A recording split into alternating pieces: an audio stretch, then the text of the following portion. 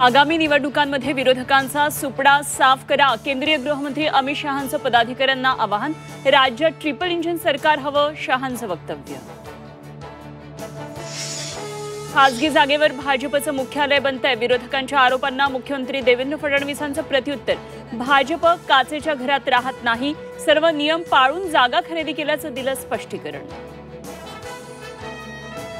शिवसेना युबीडीचा आज मुंबईत निर्धार मेळावा, मतदार यादी घोळाबाबत उद्धव ठाकरे मार्गदर्शन करणार, तर आदित्य ठाकरे प्रेझेंटेशनद्वारे मतचोरीबाबत बॉम्ब फोडणार असल्याची माहिती। मनसेच्या बैठकीतली इनसाइड स्टोरी झी 24 तासवर सर्वसामान्यांचा रोष मोर्चात दिसू द्या, 1 नोव्हेंबरच्या मोर्चाबाबत राज ठाकरेंचे आदेश। कुणबी प्रमाणपत्र वाटप सुरू करा, अन्यथा मराठे पुन्हा रस्त्यावर उतरतील, मनोज जरांगे यांचा आंदोलनाचा इशारा।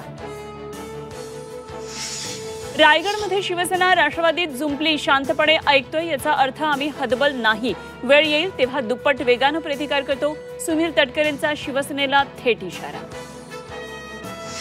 पणजीचा प्रकाश आंबेडकरांच्या नेतृत्वात पुण्यातील एसआरए ऑफिसवर मोर्चा, एसआरए कार्यालयात ढिसाळ कारभार सुरू असल्याचा आरोप। 85,000 कृषी केंद्र चालकांची उद्या राज्यात बंदची हाक, साथी पोर्टल धोरणाविरोधात कृषी केंद्र चालकांची आक्रमक भूमिका।